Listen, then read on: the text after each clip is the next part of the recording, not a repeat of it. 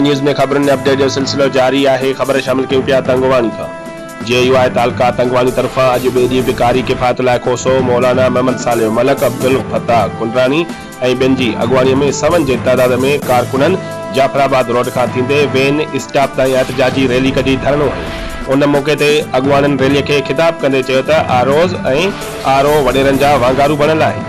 तंगवानीअ में वॾेरनि पंहिंजा मनपसंद ऑफिसर मुक़रर करे धांधलीअ जी शुरुआत कई आहे।